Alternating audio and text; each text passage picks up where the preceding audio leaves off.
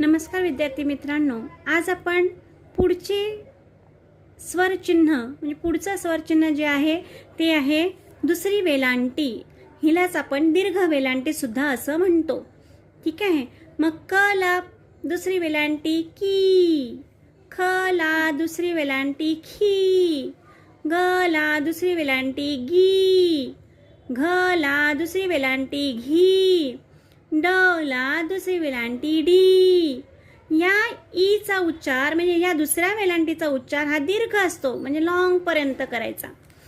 च ला दुसरी वेलांटी ची, छ ला दुसरी वेलांटी छी, ज ला दुसरी वेलांटी जी, झ ला दुसरी वेलांटी झी, त्र ला दुसरी वेलांटी त्री, ट ला दुसरी वेलांटी टी, ठ ला दुसरी वेलांटी ठी, ड ला दुसरी वेलांटी डी, ढ ला दुसरी वेलांटी ढी, ण ला दुसरी वेलांटी णी, त ला दुसरी वेलांटी ती, थ ला दुसरी वेलांटी थी, द ला दुसरी वेलांटी दी, ध ला दुसरी वेलांटी धी, न ला दुसरी वेलांटी नी, प ला दुसरी वेलांटी पी, फ ला दुसरी वेलांटी फी, ब ला दुसरी वेलांटी बी, भ ला दुसरी वेलांटी भी, म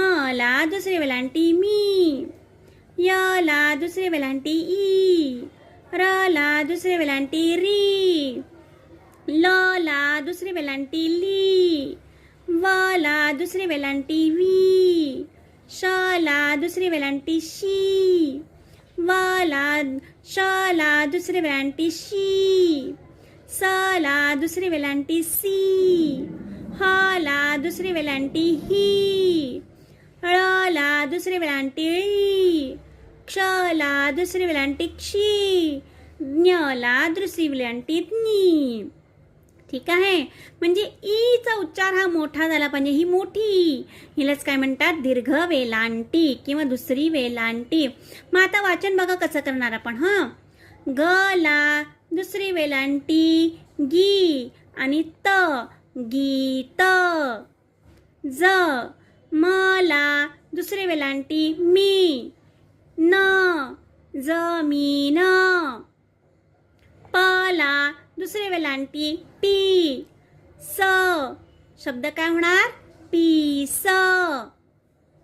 प ला काना पा, न ला दुसरी वेलांटी णी, शब्द काय झाला